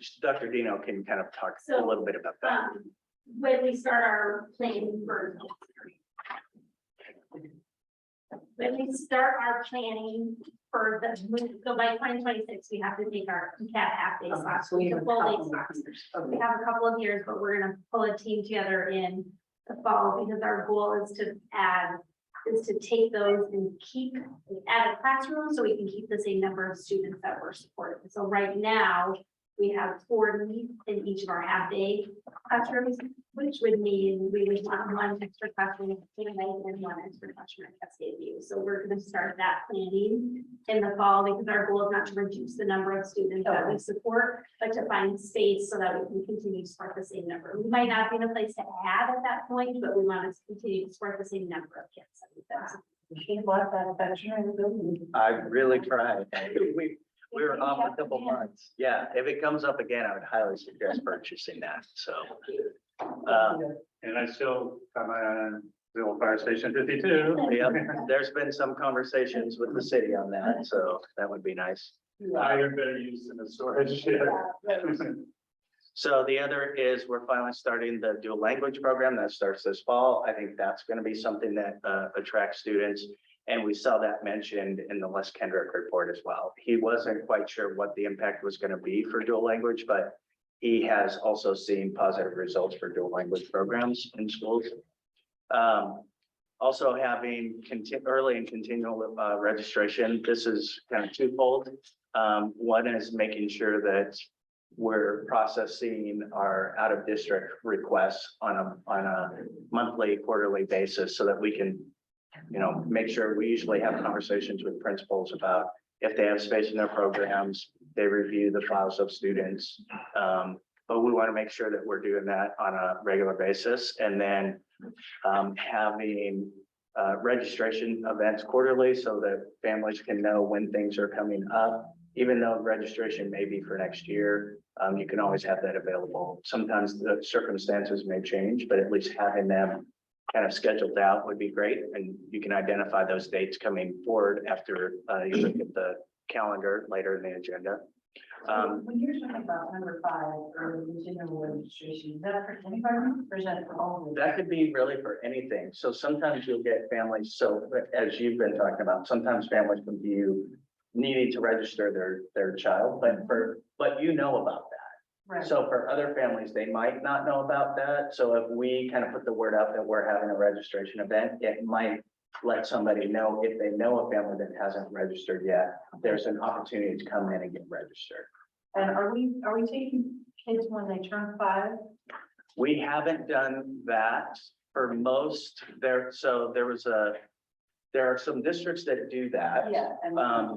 And so part of that is conversation with them. There was some conversation at the legislative level this year about not allowing school districts to do that. And that raised some concerns by lots of people about that. But I think in the end, and it's became a very complex issue and bickering with it, but I think something did pass. We'll need to figure out exactly what they passed, Right. but I think there is a possibility for, as they call it. And I don't know that we can because Yeah. we're pretty much at. Yeah, So the other part is space. So Yeah, if yeah. you're doing that, I think what you'd want to know, I think Bellingham has been doing that the longest. I think they've been doing it for 10 years. So they would know kind of their general trends about when students are Yeah. coming in, how many students they have. Yeah. Of course, that would all be proportionate. Bellingham's bigger than Tukwila is, but you could get an idea about, is it a kind of a continuous flow of students? Do you get some parts of the year where you get more? So we could definitely learn from some. Yeah, and look at our September or October enrollment and our May enrollment. Yeah, if you were looking at that kind of registration, you could also take a look at student records and see when students are turning 5. So that could give you an idea about general trends, and maybe there's a trend, maybe there isn't. But you can take a look at that. Yep. And then the outreach to preschools, which I mentioned, we started that already this last February. And so we're hoping to see some good yields from that, from our students. And then this is also the online education options that we talked about briefly before. Would it be possible to get some data on what preschools are putting students into? Or, Maybe, so the preschools probably wouldn't give us the information about the families, but it could be a question we have. I have to think about the questions we ask when students register, if we could include, where did you go to preschool? So it's something that we could possibly expand on the form, to see if there's something on there. I'm just curious if we get 8 from one preschool and none from another, Right. yeah. And then the last page is really, this is just looking at one of the, so what Les Kendrick usually does is he does a low, medium, and high projection on when things are. I think this one, is this the low, Ms. Birdsong? It is. Okay, so this one's the low, meaning the most conservative projection. And again, this does not kind of factor in the dual language impact that we might see coming in the fall, and any of the other efforts like the outreach to pre-Ks that we've done in February. So you can see that just if nothing else happened and we didn't have any of these other programs, you would see some slight decreases coming up, and then it really bottoms out. And like, I mean, when you're talking about -4, that's pretty much, even. Then you start to see some increases, they say in October 27, that's as conservative. On its medium and high, I think we're already at the break-even point, and everything starts to trend up. But when you're talking about budgeting, you kind of want to budget for the most conservative. And then if students show up, it's a definite bonus to the revenue that you're taking a look at. Are these head count or FTE? This is head count. Okay, yeah, so we're already 25, 38, 40 students above Right. the October 23 guess. So, okay. Yeah. I mean, it's interesting, we have to budget for the lower number, but we have to staff for a possible. Yeah, that's the hard part about the staffing piece, is you want to be somewhat prepared, but not over prepared. Because if the students don't show up, because it can be also difficult to try and hire people at the last minute. Right. But if you budget too high and then you come in below, boy, you really get, Right. you really get hit, and that can lead to some big challenges. So, What is up to? yeah. So that's what we have on the presentation. There's a lot of information in there. I know, and enrollment is one of the things, we've talked about for a while. Again, in general, kind of King County has been seeing downward projection. Pierce County has definitely been seeing more increases, like Auburn has been increasing quite a bit. And that's just because they're in Pierce County and the cost of living is a little bit lower down there. So they've been And they have seeing room to grow. increases. They do have room to grow. Yes. Well, part of it's in Pierce County, part of it's. in Correct. King County. Yeah. Different kind of things. I guess though, I'm kind of interested in watching this online number to see, as we get, I don't know if we can, how much we can clear people when they decide, okay, I'm gonna leave the district because of an online option. Delve into why, is it something that we could do something about or not? I don't know. That would be an interesting area. I don't know, my suspicion is that number may start going down because it may be a bit of a fad, but I don't know. We'll have to watch that one. But it's an interesting one to try and figure out whether there's something we can actually do about it or not. Well, it would be interesting to find out which populations in our midst feel well served and which ones don't. We don't have any mechanism for that. Do our McKinney Bentos like coming here because we serve them well? You mean from out of district? No, just who's here that Feels good. feels good, Yeah. that this is a good district for them? And who doesn't? And the doesn't folks would be more likely to leave. Is there any way to know that? I mean, we do the CEE data, so we get that survey, which hits parents and students to talk to them about how they feel and how they feel about the schools. Right. So that's one way that we can get that information. They also do the healthy use survey, which is another one that gives you some idea, although that doesn't necessarily deal with academic satisfaction or things like that, but it does talk about kind of how they're feeling about school and handling lots of other issues. So there are some data points that we can get from the information that we have. And do we correlate that in with enrollment plans? Yeah, I mean, again, I think if people, for me, I guess it would be because I think these surveys are anonymous, you wouldn't necessarily know other than to look at your trends about in versus out. So Yeah. I think if you're starting to see dissatisfaction on CEE and an increase of students opting to go out, that's probably telling you you're not on the right track. Yeah. The other thing is to potentially publish if there's people that are feeling like they're well served. I don't know, yeah, we can even those. I'm not sure how you even publicize, because they're not really, yeah. To the extent that we can publicize what's going well, Right. then, people will hear about that. So that's the other flip side of it. Director Hoover, did you have something to say? Yeah, I just wanted to jump in a little bit here. So, first I appreciate some of the action steps that are laid out in here. I think that anytime we're presented with data like this, it really just kind of gives, in my opinion, the opportunity to just kind of get curious about some of it, right? And lean in a little bit more. I love Director Bolerjack, kind of your perspective there about like, how can we really figure out like who is being served well? One of the things I was thinking about is, I know we have the CE data, all those things that you were just talking about, but have we leaned into like, the counselors or the social workers who are, have relationships with students who probably know before those students are getting ready to leave the district. I think what's actually most interesting about this data, and again, I think what I'm very, very aware of now, I always have been, but I think very aware of is like, this is a common trend, right? We're seeing across the state, across the country, a decline in enrollment for a variety of reasons. And we're not going to be able to fix those, right? Tukwila is not going to be able to fix that. And I think some of the actions that we're moving towards around really establishing a strong multilingual program, I think I'm so on board with that. And I think like that is something that Tukwila can really be known for. And I think that there are some things within these data sets that maybe are within our control, right? We don't have any semblance of control of whether, folks move out of our district or, whatever, but we do have maybe a little bit of control and impact when we look at like the data set that says 11 students left to enroll in a school with academic options that weren't offered here, right? So again, how can we maybe tap into our counselors and say, what is it that those students were seeking that we aren't offering? Is it something feasible that we could offer? Are there other students in our district that might be interested in that thing? And if so, great, could we explore that? If not, that's okay, because we're not going to be able to offer everything for everyone.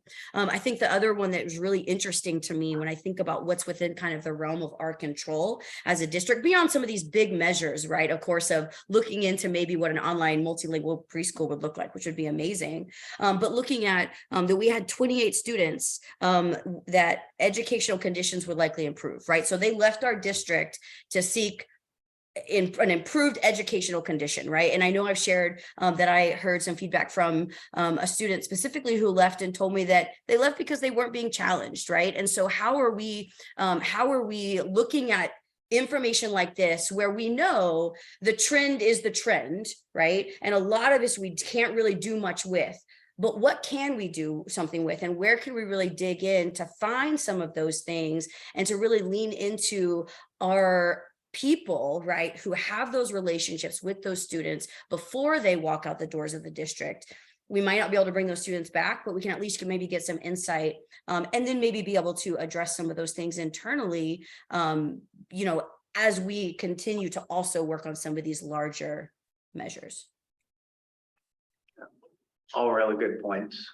and things that we really try and look into that data too. And I think, you know, getting the information from the people who are using the choices or exercising their choices is always great. And as you were saying, like, you know, there may be a class that we just don't offer that another school offers because they're bigger, they have more opportunities, they have more students who are interested in that. So I totally agree with that.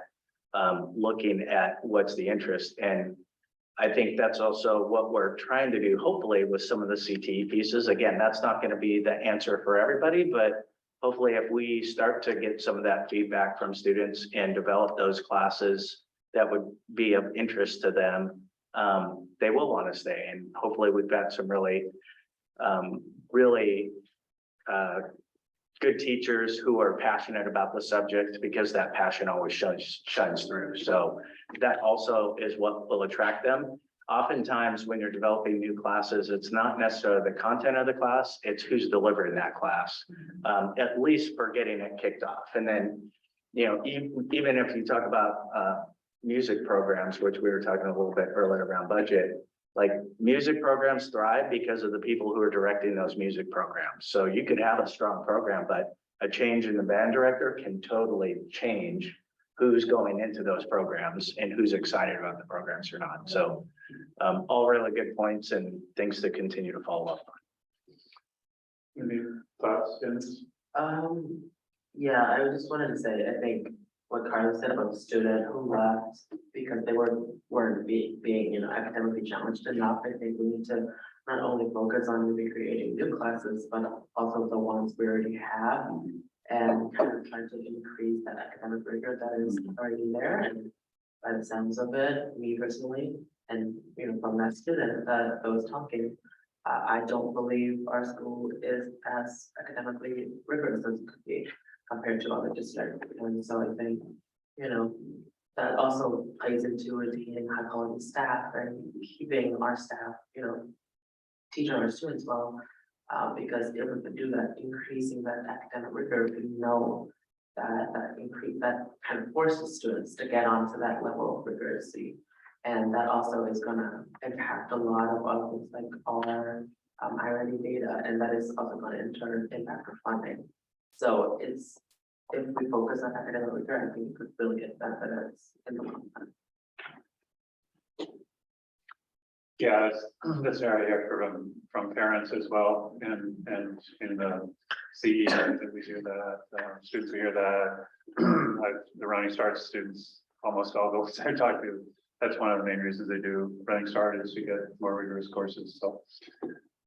Okay, any other thoughts on this issue? And we'll move on to our action items.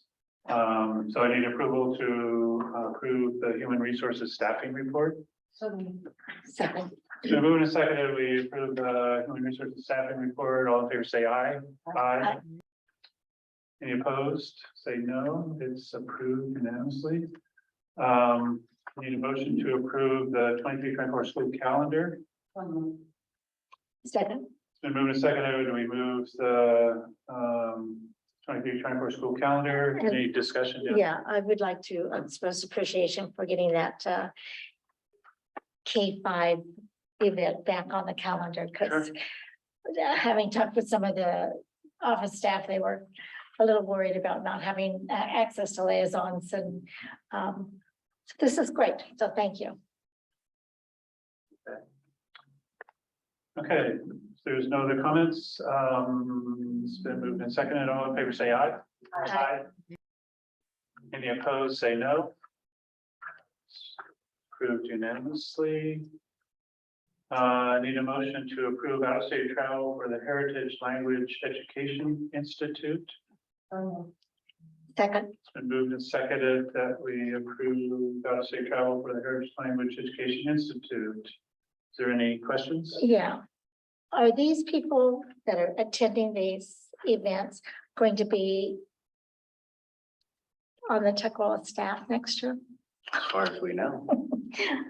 We have a tendency to send people to conferences and even knowing that they're not going to be here. And this is all being paid for by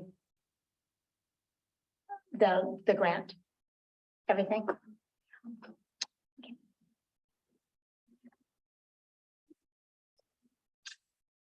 Okay, all in favor, say aye.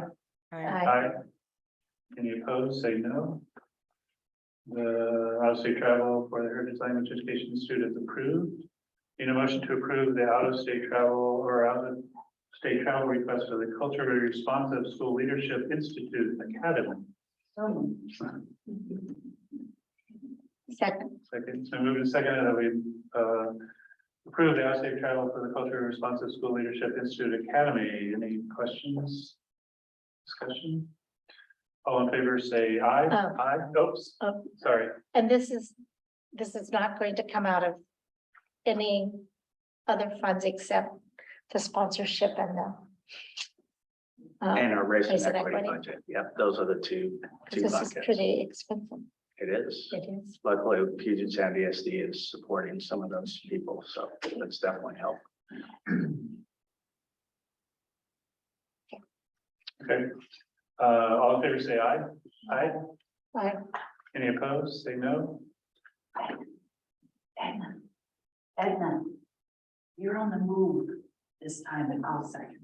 The last one. What if I want a second? Just kidding. So the approval of the out-of-state for culturally responsive school leadership is approved. Need a motion to approve resolution 930 authorizes the superintendent to issue non-renewal notices. So moved. Second. It's been moved and seconded that we approve resolution 930. Any question, discussion? Hearing none, all in favor, say aye. Aye. Aye. Opposed, say no. It's approved unanimously. So this next one, I need to give a little Let's get it on. discussion. Okay, yeah, I can do it that way too. Okay. So I need a motion to approve the WASDA position proposals. So moved. Second. It's been moved and seconded, so now we can have discussion. So every year there's WASDA has a position, I should have discussed this earlier actually, but has a opportunity for boards to present changes to what are called WASDA permanent positions, which are the value statements, or legislative positions, which are things related to legislative, particular legislative bills and so forth. And this year there's three of them here that I'm looking for the board to approve, and these are for permanent positions. These are positions that are discussed or sent to the what's called the resolutions committee, not the legislative committee, which is the one I'm on. And so these are kind of value statements. And the first one I'm proposing is adding a new position that says WASDA believes that the education system to support the civil rights of all students and that local control cannot violate these rights. The reason for this one has come up this year. There's a controversial bill in the legislature related to LGBTQ inclusiveness in the curriculum, which the legislature did not take up because it was too controversial for them. The discussion, it generated lots of discussion within WASDA. And one of I think I discussed this a little bit before, but the biggest argument against this as a bill in the legislature was that the argument of local control, that each school district should have the ability to either yay or nay on this. And the issue is, civil rights are things like that everybody should have the right to. So inclusiveness in the curriculum, to me, is one of those things that everybody should have. I mean, we have rules about, different races all need to be included in the curriculum. And this is just extending that same right to LGBTQ folks. And so I'm really, this will probably be very controversial, but for me, it relates back to the arguments about local control are reminiscent of the 60s when we had civil rights going on in this country. Black people trying to get rights to votes, right to access public facilities and all that.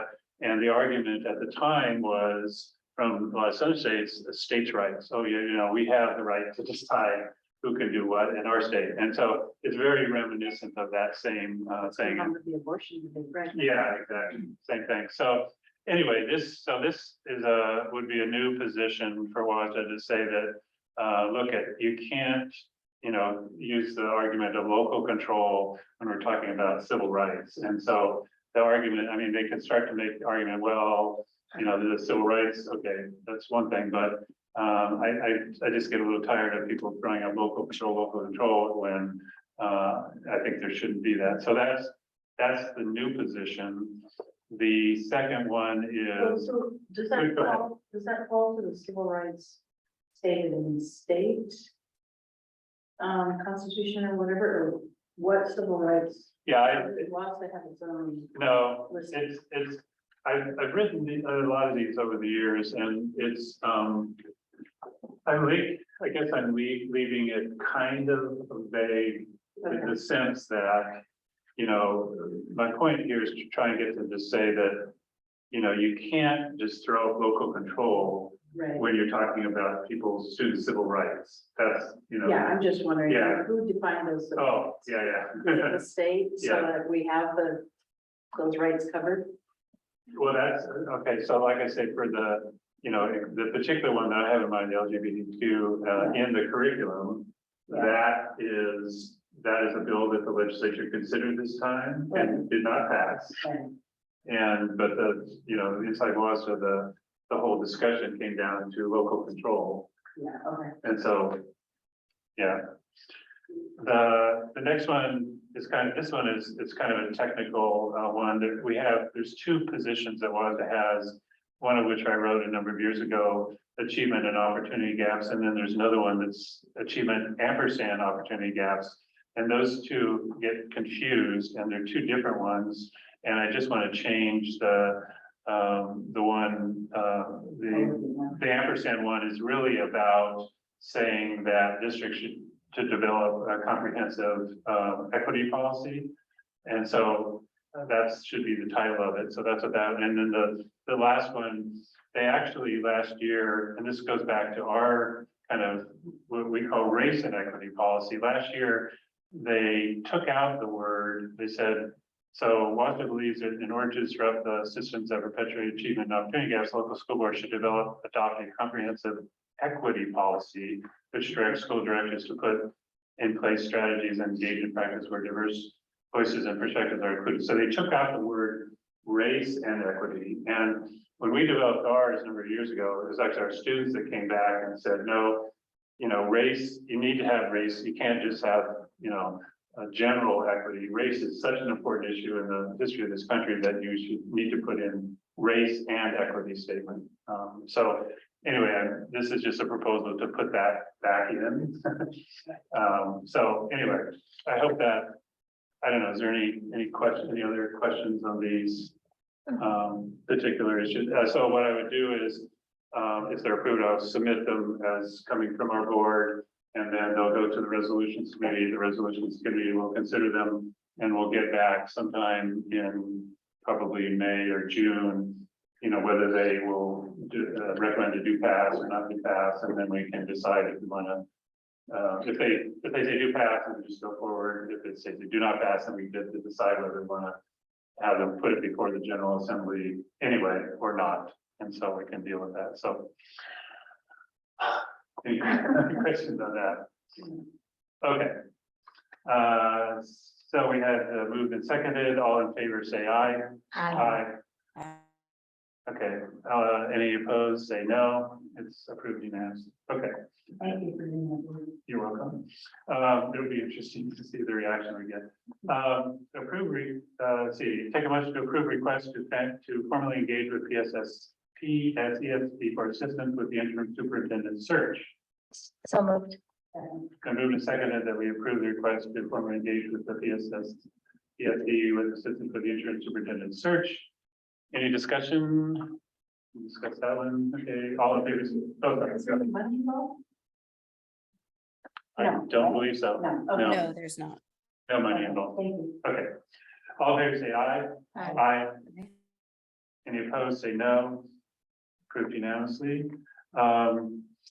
Okay, need a motion to approve the interim superintendent timeline, and we amended it slightly.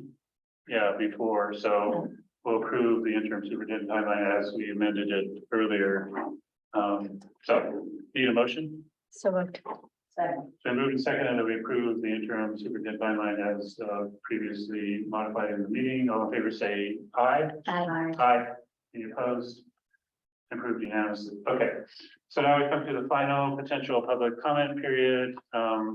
Anybody online wants to make any comments, they can use the Zoom raise hand feature or put their request into the chat. Nobody in the room is coming forward, so we'll give just a little bit of time in case somebody's thinking about it.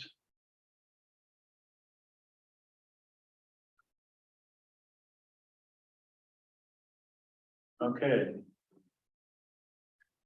Seeing none, we'll close the public comment period. Take a motion to adjourn. So moved. So moving second, we adjourn. All in favor, say aye. Aye. So, no, thank you very much.